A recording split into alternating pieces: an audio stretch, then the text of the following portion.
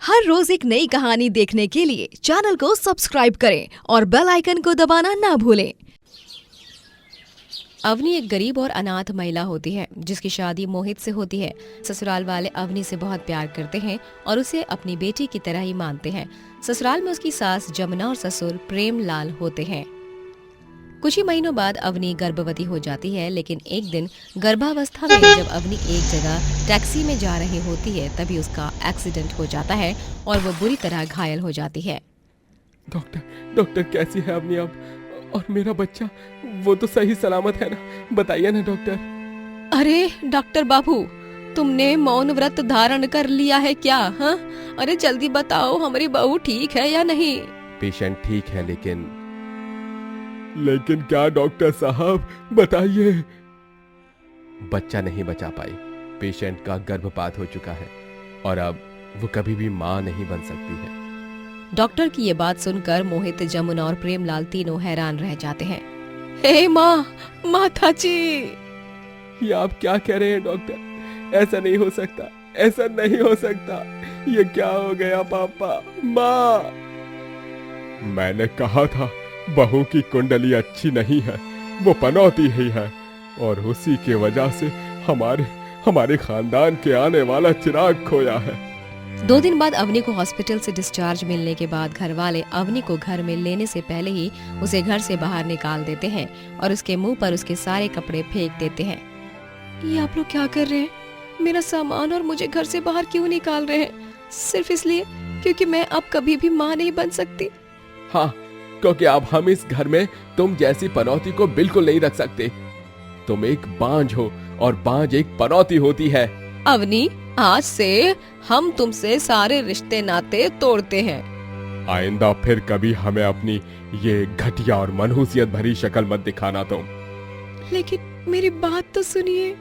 अवनी कुछ और कहती उससे पहले ही मोहित उसके मुंह पर दरवाजा बंद कर देता है और बेचारी अवनी अब यहाँ से वहाँ भटकते हुए दूसरे गांव पहुँच जाती है। वो 2 दिन वहाँ के एक मंदिर में रहती है, लेकिन उसके बाद उसके पास एक औरत आती है और कहती है, अरे ओ बहन, अरे तुम्हें काम चाहिए था ना? है मेरे पास काम, वो भी बहुत अच्छा। अरे वाह, धन्यवाद बहन जी। कहाँ है काम? कैसा है काम, बताइए ना। एक औरत है, वकील है, अपनी दादी के साथ रहती है। उसके घर पर दिन रात रहना है और घर का सारा काम करना है। वाह वाह, ये तो बहुत ही अच्छा काम है। हाँ, सो तो है। तनख्वाह वगैरह का तुम मुझसे पूछ लेना, ठीक है? ठीक है बहन जी। तनख्वाह का क्या है? मुझे 24 घंटे रहने के लिए छत भी मिल गई है और काम भी मिल गया। मुझे अगर उन्होंने तनख्वाह नहीं भी दी तो भी कोई शिकवा नहीं। अवनी उस औरत के घर जाती है। उसका नाम सुजाता होता है। सुजाता एक वकील होती है जो अपनी बूढ़ी दादी के साथ रहती है। अवनी वहाँ काम करने लगती है। झाड़ू पोछा से लेकर खाना बनाने तक सारे काम अवनी अच्छे से कर लेती है, जिससे सुजाता और उसकी दादी बहुत खुश होते हैं। अवनी सुजाता और दादी को अपनी पूरी कहानी बताती है, कैसे उसके बांझ होने के बाद उसके पति और सास ससुर ने उसे घर से बाहर निकाल दिया। तभी एक वकील होने के नाते मैं यही कहूंगी कि तुम्हारे पति और सास ससुर ने तुम्हारे साथ बहुत गलत किया है अवनी। खैर, तुम्हें बस अब अपने अतीत के पन्नों को फाड़ कर फेंक देना है और जिंदगी की किताब में नए पन्नों के साथ नई शुरुआत करनी है। हाँ दादी, आप सही कह रही हो। मैं अब बस आगे बढ़ना चाहती हूँ और जीवन में कुछ करना चाहती हूँ। अवनी एक दिन सुजाता और दादी को अपने हाथों की स्पेशल दही पूड़ी बनाकर खिलाती है और उन्हें वो दही पूड़ी इतनी पसंद आती है कि वो दोनों 2 प्लेट एक झटके में खत्म कर देते हैं।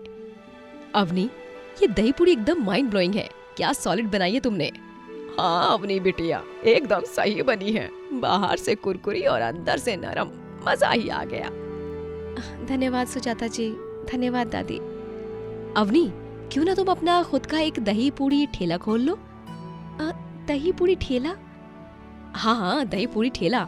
उस ठेले के जरिए तुम ढेरों पैसे कमा सकती हो, क्योंकि तुम्हारे हाथों की दही पूड़ी को मतलब खास है। ये कोई मामूली नहीं है, समझी? कोई ऐसी मामूली दही पूड़ी नहीं है। ये जादुई दही पूड़ी है और इनका स्वाद ही एकदम निराला है। सबको खूब पसंद आएगी तुम्हारी ये स्पेशल दही पूड़ी। अवनी बिटिया, सुजाता का सुझाव एकदम मस्त है। तुझे ये करना चाहिए। पैसों की चिंता तुम मत करना, मैं हूं ना, तुम्हारी बड़ी बहन। ठीक है सुजाता दीदी, आप सच में बहुत अच्छी हो। सुजाता अवनी को पैसों की मदद करती है और अवनी अपना दही पूड़ी का ठेला लगाती है और वो दही पूड़ी बेचने लगती है।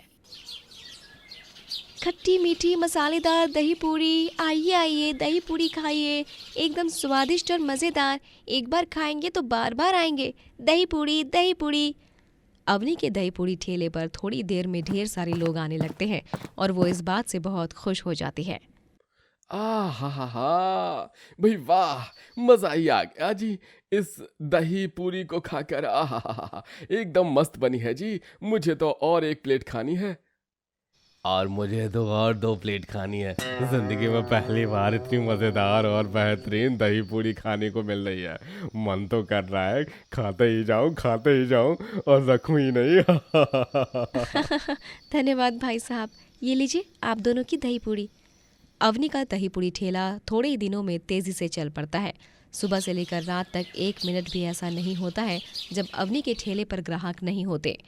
इन सब में सुजाता और दादी दोनों अवनी का भरपूर साथ देते हैं। वो उसे हर रोज़ और अच्छा काम करने के लिए प्रोत्साहित करते हैं। लेकिन अवनी के दही पूड़ी ठेले से मोहल्ले की रूबी पानी पूरी वाली के पास ग्राहक आना कम हो जाते हैं, जिस कारण रूबी का माथा गर्म हो जाता है। इस अवनी की बच्ची के कारण ही मेरे ठेले पर कोई नहीं आ रहा है। अब तू देख अवनी, कैसे मैं तेरा जीना दुश्वार करती हूँ और तुझे हवालात की हवा खाने भेजती हूँ। बस एक बार तू यहाँ से चली जाए तो फिर मेरा रास्ता साफ हो जाएगा और फिर सभी मोहल्ले के वासियों को घूम फिरकर मेरे ठेले पर ही पानी पूरी खाना आना पड़ेगा। रूबी रात में चुपके से अवनी के दही पूड़ी बनाने के सामान में एक ऐसी दवाई मिला देती है जिससे लोगों की जान खतरे में जा सकती है। अगले दिन अवनी उसी जानलेवा मिलावट वाले सामान से दही पूड़ी बनाकर बेचती है और 2 से 3 दिन बाद जिन लोगों ने अवनी के ठेले की दही पूड़ी खाई होती है वो सब गंभीर रूप से बीमार पड़ जाते हैं और फूड इंस्पेक्टर अवनी को जेल में कैद कर लेते हैं। लेकिन तभी उससे मिलने सुजाता आती है। सुजाता दीदी, दीदी मुझे इस जेल से बाहर निकालो। मैंने कोई मिलावट नहीं की थी, जरूर ये किसी की साजिश है। तुम रो मत अवनी, मैं तुम्हें कुछ नहीं होने दूंगी और मैं तुम्हें बेगुनाह साबित करके रहूंगी, ये मेरा तुमसे वादा है। सुजाता का पहला शक सीधा रूबी पर ही जाता है, क्योंकि उस मोहल्ले में अगर कोई अवनी के ठेले का दुश्मन हो सकता है तो वो व्यक्ति भी दही पूड़ी या पानी पूरी बेचता होगा। सुजाता दिन दहाड़े रूबी को घर पर पुलिस को लेकर जाती है और वहां पर वही दवाई मिलती है जिससे लोग बीमार पड़ते हैं और आखिर में सुजाता कोर्ट की हियरिंग में अवनी को बेगुनाह और रूबी को गुनहगार साबित कर ही देती है और फिर अवनी अपने दही पूड़ी के कई सारे आउटलेट्स खोलती है और खूब तरक्की करती है। गोरखपुर नामक एक गांव में किशोर चंद नामक एक ब्राह्मण अपनी बीवी सुधा के साथ रहता है। वो बहुत आलसी होता है और दिन रात बस घर पर आराम करता रहता है। सुधा किशोर चंद के इस बर्ताव से बहुत परेशान होती है। दिन रात बस सोना, खाना, पीना और फिर से सोना, हाँ बस यही चल रहा है तुम्हारा। अरे तनिक मंदिर जाकर अपना काम करो। लोगों की शादियां, बच्चों के नामकरण, लोगों की कुंडली मिलान, न जाने कितने ग्राहक आकर गए, लेकिन तुम अपने आलस को छोड़ने से रहे। अरे सुधा, क्या तुम भी इतना सुनाती रहती हो मुझे? अरे मैंने तुमसे कहा ना, मुझे ये जग की मोह माया नहीं चाहिए। मुझे मेरे शंकर जी जरूर मदद करेंगे। वो मेरा साया बनकर हमेशा मेरे साथ ही रहते हैं। भगवान कभी भी किसी आलसी भक्त का साथ नहीं देते हैं और तुम जो कहते रहते हो, तुम्हारे शंकर भगवान भी तुमसे निराश ही होंगे। इतना आलस करना किसी पाप से कम नहीं है। सुधा, अपनी बकर बकर बंद करो और जाओ आज मेरे लिए वो पकौड़े वाली कढ़ी बनाओ। उसके साथ चावल और घी के फुलके, आहा, खाने का मजा ही कुछ और है। बस ठूसने का पता है और कुछ काम तो तुमसे होगा नहीं कभी। किशोर चंद दिन रात बस खाता पीता और सोता रहता है। वो सुबह सवेरे उठकर शंकर भगवान की पूजा करके नाश्ता करता है और फिर से बिस्तर पकड़कर सो जाता है और यूं ही वो केवल खाना खाने के लिए उठता है और कभी कभार मन किया तो जंगल या गांव के किसी इलाके में टहलने चला जाता है। सुधा तो अपने आलसी पति से तंग आ चुकी थी। चिंता मत करो सुधा बिटिया, सब कुछ ठीक हो जाएगा। देखना तुम, दामाद जी जल्द ही फिर से ठीक हो जाएंगे और फुर्ती से सारे काम करने लगेंगे। ये मैं तुम्हें पूरे यकीन से कहती हूँ। ऐसा कभी नहीं होगा माँ, क्योंकि आपके दामाद ने खाना पीना और सोना इन सब कामों से जीवन भर की दोस्ती कर ली है और उन्हें इन कामों के अलावा दुनिया में और कोई काम दिखता ही नहीं है। दिन रात खेत में मैं किसानी करती हूँ, तब जाकर कुछ पैसे आ पाते हैं। बात तो तुम्हारी भी सही है। दामाद जी एक बहुत ही अच्छे और नामी ब्राह्मण थे, लेकिन अचानक से उन्हें ये क्या हो गया, कुछ समझ ही नहीं आया। मैं तो शंकर भगवान से रोज बस यही प्रार्थना करती हूँ कि मेरे पति जल्द से जल्द ठीक हो जाए। मुझे उनका ये रूप देखा ही नहीं जाता। आलस उन पर इतना हावी हो चुका है कि उन्हें किसी भी चीज की सूझबूझ नहीं रहती। एक दिन किशोर चंद यूं ही टहलते टहलते जंगल के रास्ते से गुजर रहा होता है। तभी उसे एक गरीब आदमी दलदल के भीतर फंसा हुआ दिखता है। उसे देखकर किशोर चंद उस गरीब आदमी की मदद कर उसे दलदल से बाहर निकालता है। तुम ठीक हो भाई? हाँ ब्राह्मण जी, आपका बहुत बहुत धन्यवाद मेरी जान बचाने के लिए। अरे इसमें क्या धन्यवाद। इतना कहते ही वो आदमी शंकर भगवान में बदल जाते हैं और साक्षात शंकर भगवान को देख किशोर चंद की आंखें फटी की फटी रह जाती हैं। शंकर भगवान, आप यहाँ पर? हाँ किशोर चंद, तुम दिन रात मेरा स्मरण करते रहते हो, इसलिए मुझे तो तुमसे मिलने आना ही था। तुम आलसी हो, लेकिन समय आने पर तुमने एक गरीब मुश्किल में फंसे आदमी की मदद की। यही तुम्हारा अच्छा कर्म है। कहो, क्या उपहार चाहिए तुम्हें? शंकर जी, मुझे बस एक ही उपहार चाहिए, और वो है कि मैं जीवन भर बस मजे से आराम करता रहूं और कुछ काम न करूं। ठीक है किशोर चंद, मैं तुम्हारी इस मांग को स्वीकारता हूं और मैं तुम्हें एक जादुई सैनिक दूंगा जो तुम्हें अपना राजा समझकर तुम्हारे सारे काम करेगा। इतना कहकर शंकर भगवान वहां पर अपनी जादुई शक्तियों से एक जादुई सैनिक प्रकट करते हैं। अरे वाह, ये तो गजब ही हो गया। ये सैनिक मेरा है, मेरा सैनिक, और मैं इसका राजा। हाँ किशोर चंद, लेकिन एक बात कान खोल कर सुन लो। इस जादुई सैनिक को तुम्हें 24 घंटे कुछ न कुछ काम देना होगा। अगर तुमने इसे खाली छोड़ दिया तब ये तुम्हें मारने आएगा। ऐसा कुछ होगा ही नहीं शंकर जी, क्योंकि मैं इस सैनिक से दुनिया भर के सारे काम करवाऊंगा और इसे कभी खाली नहीं छोड़ूंगा। ठीक है किशोर चंद, अब मैं विदा लेता हूं। खुश रहो। तथास्तु। जय हो भोलेनाथ की, जय हो भोलेनाथ की। शंकर भगवान इतना कहकर अदृश्य हो जाते हैं। उसके बाद किशोर चंद उस जादुई सैनिक को अपने घर ले जाता है और तब वहां पर सुधा और उसकी माँ भी मौजूद होते हैं। वो दोनों किशोर चंद और उस जादुई सैनिक को देख हैरान रह जाते हैं। किशोर चंद सुधा और उसकी माँ को सब कुछ बता देता है। क्या? इसका मतलब तुम जो जो काम इस जादुई सैनिक से कहोगे वो काम वो करेगा? हाँ सुधा, ओ मेरे जादुई सैनिक, जाकर मेरे लिए खेत से गन्ने तोड़ कर ला। ठीक है राजा जी। ऐसा कहकर सैनिक वहां से चला जाता है और वो 1 मिनट के अंदर किशोर चंद के लिए ढेर सारे गन्ने तोड़कर लाता है। ये देख किशोर चंद, सुधा और उसकी माँ भौचक्का रह जाते हैं। ये क्या है? इस जादुई सैनिक ने तो 1 मिनट के अंदर ही ये सारे गन्ने तोड़ लाए। क्योंकि मैं अपने राजा जी का जादुई सैनिक हूँ। बहुत खूब मेरे जादुई सैनिक, यूं ही मेरे सारे काम एक झटके में कर दिया करो। जी राजा जी। चलिए अब जल्दी से मुझे मेरा अगला काम बता दो। मुझे बगल वाले गांव में से रमेश समोसे वाले के समोसे ले आओ। बहुत मन कर रहा है मुझे उनके समोसे खाने का।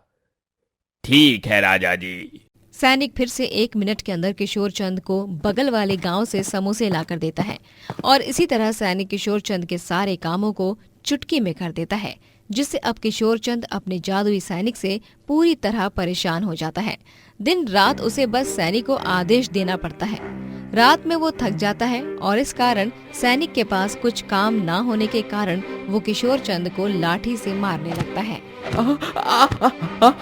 मत मारो, अरे मत मारो मुझे मत मारो। ये लो राजा जी मुझे काम दो वरना मैं आपको यूं ही मारता रहूंगा। आ आ आ हे भगवान, छोड़ दो मेरे पति को दुष्ट सैनिक। सैनिक किशोर चंद को खूब मारता है। तभी किशोर चंद जल्दी से उसे अपने लिए तबेले के गाय का दूध लाने को कहता है। तभी सुधा, माँ जी, मैं क्या करूं? मैं तो इस जादुई सैनिक को अपने साथ लाकर बुरी तरह फंस गया हूँ। ये तो हाथ धोकर मेरे पीछे ही पड़ गया है। शंकर भगवान, ये आपने कैसा उपहार दे दिया मुझे? मेरे पास उस जादुई सैनिक को हमेशा हमेशा के लिए दूर करने का तोड़ है, लेकिन आपको वादा करना होगा दामाद जी कि आप आज के बाद कभी भी आलस नहीं करोगे और हमेशा मेहनत और परिश्रम करके आगे बढ़ोगे और अपने सारे काम करोगे। हाँ माँ जी, मुझे माफ कर दीजिए, लेकिन मैं आपको वचन देता हूँ कि मैं आज के बाद कभी भी आलस नहीं करूँगा और मेहनत से अपने सारे काम करूँगा। ठीक है, हमें उस जादुई सैनिक को रोकने का तोड़ उसे काम देकर ही होगा, लेकिन हम उसे ऐसा काम देंगे जिसे वो कभी पूरा नहीं कर पाएगा। लेकिन माँ, ऐसा कौन सा काम है?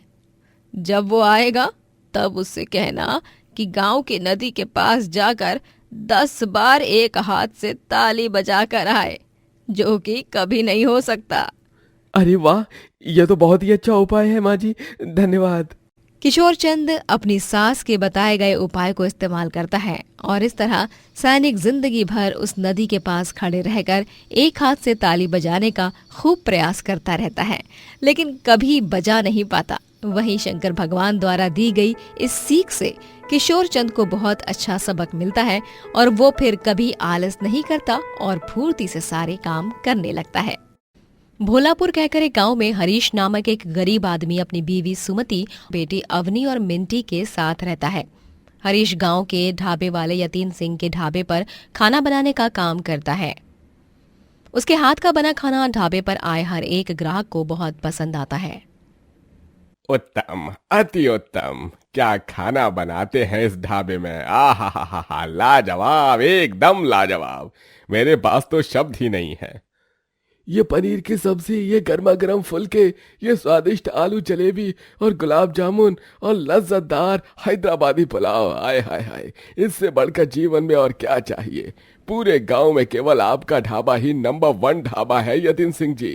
ये पनीर की सब्जी, ये गर्मा गर्म फुलके, अरे ये स्वादिष्ट आलू जलेबी और गुलाब जामुन और लज्जतदार हैदराबादी पुलाव, इससे बढ़कर जीवन में और क्या चाहिए। अरे पूरे गांव में केवल आपका ढाबा ही नंबर 1 ढाबा है यतीन सिंह जी। धन्यवाद धन्यवाद।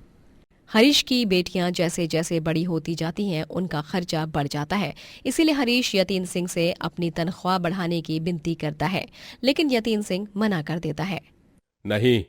नहीं बढ़ेगी तुम्हारी तनख्वाह, क्योंकि ढाबे पर ग्राहक बहुत ही कम आ रहे हैं आजकल। जरूर तुम्हारे ही खाने में कोई खोट होगी। ये आप कैसी बातें कर रहे हैं साहब? मेरे सामने ही दिन रात ग्राहक आकर ढाबे के खाने की तारीफ करते करते रहते हैं और आप कह रहे हैं कि मेरे खाने में खोट है। साहब, मेरी बेटियां बड़ी हो रही हैं और साथ ही मुझे उनके भविष्य के लिए पैसे जोड़ना शुरू करना है। अब आप ही बताइए, मैं कब जोड़ूंगा उनके भविष्य के लिए पैसे? अभी आपने बुढ़ापे में। वो सब मैं नहीं जानता, लेकिन मैं तुम्हारी तनख्वाह इस महीने नहीं बढ़ाऊंगा। अब जाओ, सब्जी देखो, जल जाएगी तो नुकसान हो जाएगा और फिर मैं नुकसान के पैसे तुम्हारी तनख्वाह से ही काटूंगा। समझ गए ना तुम? यतीन सिंह बहुत खड़ूस और कंजूस किस्म का व्यक्ति होता है। हरीश इस महीने चुप बैठा था, लेकिन अगले महीने फिर से जब वो यतीन सिंह के पास आकर उससे अपनी तनख्वाह बढ़ाने की बात करता है, तभी यतीन सिंह उसे एक जोरदार थप्पड़ लगाता है और उसे उसकी पिछले महीने की तनख्वाह ना देकर ढाबे से बाहर निकाल देता है। निकल जा मेरे ढाबे से घोंचू आदमी, और भूल जाओ अपनी पिछले महीने की तनख्वाह भी। साहब, आप मेरे साथ ऐसा नहीं कर सकते हैं साहब। साहब, मेरी तो बात तो सुनिए साहब। यतीन सिंह हरीश की एक बात नहीं सुनता और बेचारे हरीश को खाली हाथ ही घर लौटना पड़ता है। वो बहुत चिंतित और परेशान हो चुका था। अजी, बिल्कुल चिंता मत कीजिए, देखिए सब कुछ फिर से ठीक हो जाएगा, यकीन मानिए। भगवान जी जब हमें एक जगह से बाहर निकालते हैं ना, तब वो इसीलिए निकालते हैं ताकि हम उससे भी बेहतर और बढ़िया जगह पर जा सकें। यतीन साहब ने मेरी पिछले महीने की तनख्वाह भी नहीं दी। अब मैं सारे खर्चे कैसे संभालूंगा? हरीश जी, अगले हफ्ते गांव में जन्माष्टमी के पावन पर्व पर खाना बनाने की प्रतियोगिता रखी गई है। उसमें जो सबसे बढ़िया खाना बनाएगा उसे सरपंच जी 2 लाख रुपए इनाम के तौर पर देंगे। क्या बात कर रही हो सुमति, सच में? जी हाँ, सच कह रही हूँ मैं। ये मौका बहुत कीमती है, इसे अपने हाथ से जाने मत दीजिए। हाँ सुमति, मैं इस प्रतियोगिता में जरूर भाग लूंगा और वो खाद्य पदार्थ बनाऊंगा जिसे खास कृष्ण भगवान को खिलाया गया था जब उन्होंने गोवर्धन पर्वत को उठाया था। आपका मतलब 56 भोग? हाँ सुमति, 56 भोग। ब्रजवासियों की रक्षा करने के लिए कृष्ण भगवान ने गोवर्धन पर्वत को उठाया था और वो 7 दिनों तक भूखे रहे थे। इसलिए उसके बाद उन्हें 7 दिन और 8 पहर का अनुसार 56 प्रकार के भोग खिलाए गए थे और तब से 56 भोग की परंपरा की शुरुआत हुई। वाह, देखना जी, इस जन्माष्टमी कृष्ण भगवान आप पर अपना आशीर्वाद जरूर बरसाएंगे और आप ही बनोगे उस खाना बनाने की प्रतियोगिता के विजेता। और ठीक वैसा ही होता है। जब हरीश 56 भोग बनाता है तब सभी उससे खुश हो जाते हैं और सरपंच हरीश को ही विजेता घोषित करता है और उसे 2 लाख रुपए का इनाम मिल जाता है। ये लो हरीश, ये तुम्हारा इनाम। तुमने ये 56 भोग बनाकर साबित कर दिया है कि तुम कितने बड़े कृष्ण भक्त हो और कितने नेक और अच्छे विचारों वाले व्यक्ति हो। मैं चाहूंगा कि तुम इन पैसों से गांव में अपना ढाबा खोलो और अपने ढाबे पर अन्य खाने के आइटम्स के साथ साथ 56 भोग भी बेचो। जी जरूर जरूर सरपंच साहब, मैं 56 भोग जरूर बनाऊंगा ताकि हर एक गांव वाले को 56 भोग खाने का अवसर मिले और साथ ही उन्हें उसका महत्व और उसकी अहमियत का अंदाजा हो। बिल्कुल सही कहा हरीश। हरीश इनाम में मिले हुए 2 लाख रुपए से अपना एक ढाबा खोलता है और वो उस ढाबे के नाम से ही भोला नगर 56 भोग ढाबा रख देता है। उसके ढाबे पर अन्य सारे पकवानों में सबसे स्पेशल और सबसे महंगा 56 भोग होता है और गांव वाले बड़े ही चाव से 56 भोग को खाते हैं। बहुत ही बढ़िया बने हैं ये 56 भोग हरीश। तुम्हारे हाथ का स्वाद तो हमेशा से ही जायकेदार रहा है, लेकिन ये 56 भोग खाकर तो मजा ही आ गया। 56 भोग को देखकर मुंह में बाढ़ आ गई थी और अब खाते वक्त बहुत अच्छा महसूस हो रहा है।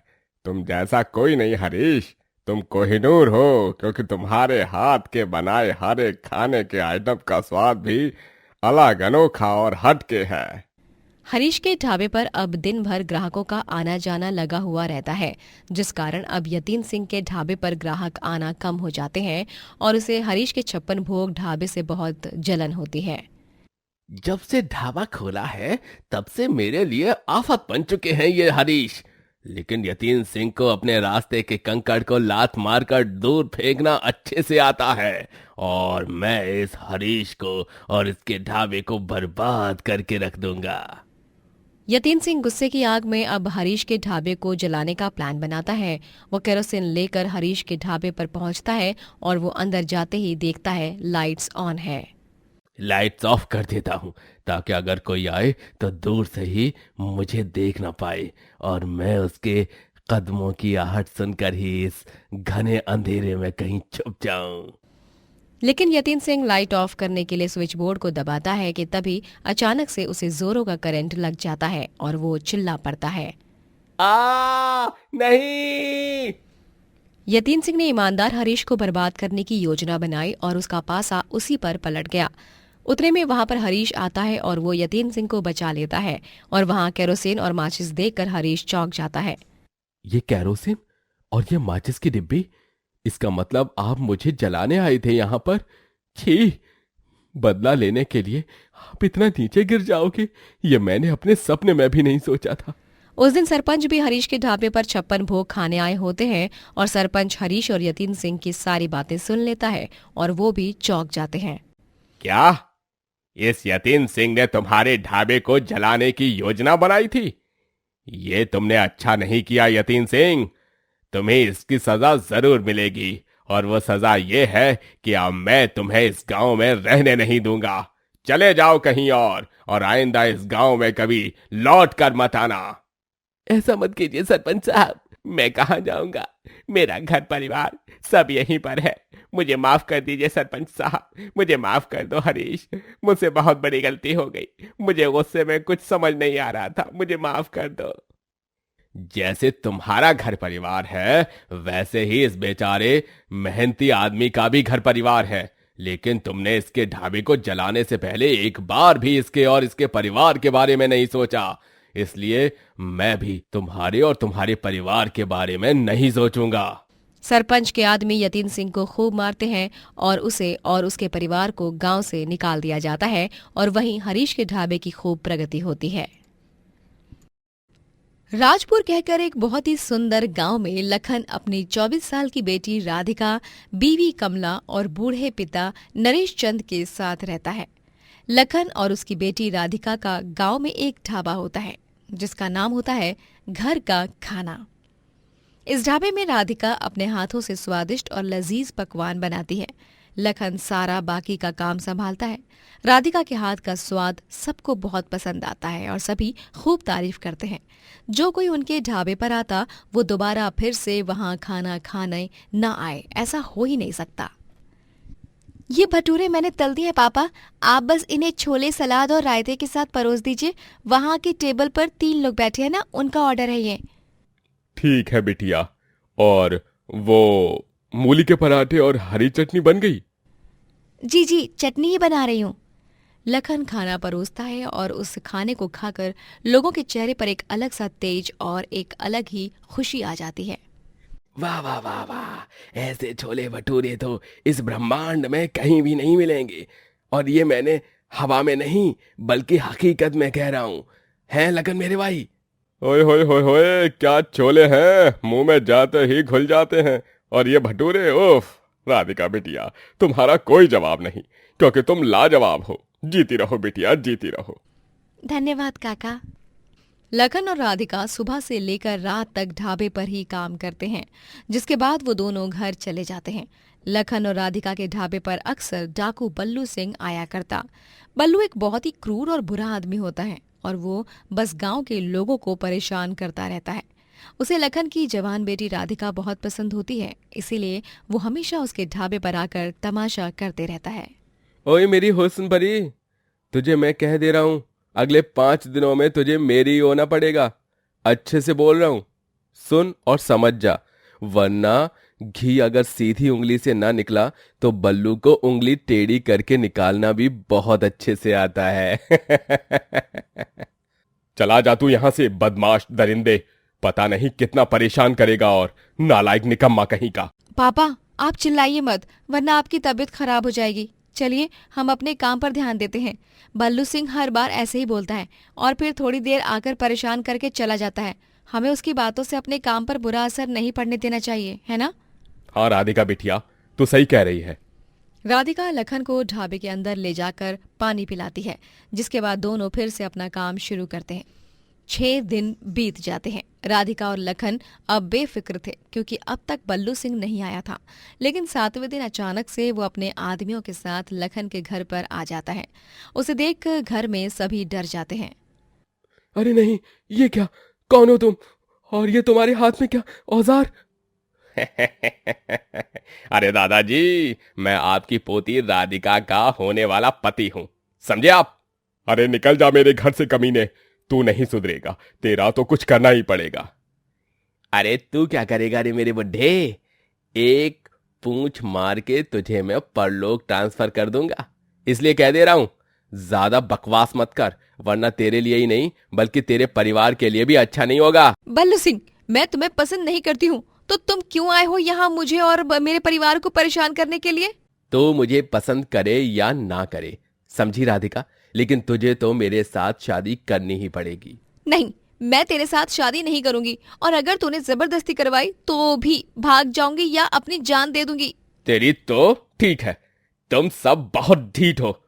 अब मैं तुम चारों को दिखाता हूं बल्लू सिंह का कहर। आदमियों, जला दो इसके घर को और इसके उस 2 कौड़ी के ढाबे को। अरे क्या? ऐसा करने के बारे में सोचना भी मत बल्लू सिंह।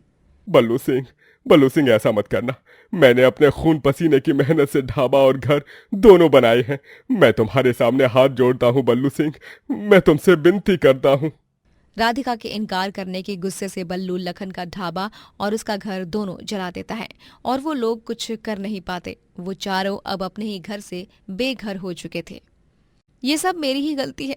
अगर मैं उसके साथ शादी करती तो कम से कम आप तीनों को तो कोई हानि नहीं पहुंचती। नहीं राधिका बेटिया, तुम अगर उस हैवान के साथ शादी करती तो तुम्हारा जीवन नर्क से भी बदतर बन जाता। तुम अपने आप को इस हालत की दोषी मत ठहराओ बिटिया। मेरा ढाबा और मेरा घर दोनों एक पल में जलकर राख हो गए। अब हम कहाँ जाएंगे? नरेश बेटा, पास ही में मेरा दोस्त प्रेमलाल रहता है। हो सकता है कि उसके बेटा बेटी मान जाएं हमें कुछ दिन तक रहने की जगह देने के लिए। लखन और उसका परिवार नरेश चंद्र के दोस्त प्रेमलाल के घर जाते हैं, लेकिन प्रेमलाल के बेटा बेटी लखन और उसके परिवार को रहने नहीं देते। बेचारा लखन अपने परिवार को साथ पहाड़ी की ओर चला जाता है, जहां उन्हें एक बंद हेलीकॉप्टर दिखाई देता है। वो चारों उसी में रहने लगते हैं और उसी में अपना छोटा सा घर बना लेते हैं।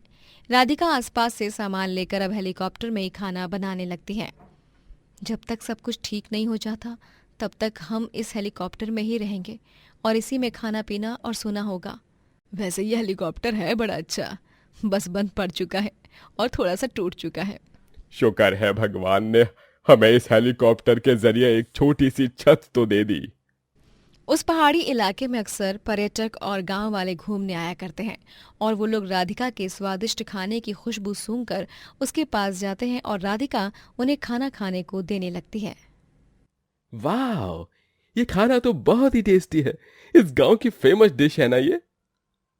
सच में ये गांव, यहाँ का खाना और यहाँ का वातावरण बहुत सुंदर है, और आपका ये छोटा सा हेलीकॉप्टर ढाबा भी। हेलीकॉप्टर ढाबा? और क्या, अब इस सुंदर से ढाबे को हेलीकॉप्टर ढाबा नहीं कहेंगे तो और क्या कहेंगे यार? जी भाई साहब, आपने बिल्कुल सही कहा। आज से हुआ ये हमारा हेलीकॉप्टर ढाबा। राधिका अब उस हेलीकॉप्टर के एंट्रेंस के ऊपर एक बोर्ड लगा लेती है जिस पर उसने लिखा होता है हेलीकॉप्टर ढाबा। उस बोर्ड को पढ़कर धीरे धीरे कई सारे लोग राधिका के ढाबे पर आने लगते हैं और खुशी से खाना खाते हैं। कुछ पर्यटक उस हेलीकॉप्टर ढाबे के वीडियोज और फोटोज सोशल मीडिया पर पोस्ट करते हैं, जिससे राधिका का ये हेलीकॉप्टर ढाबा पूरे देश में मशहूर हो जाता है।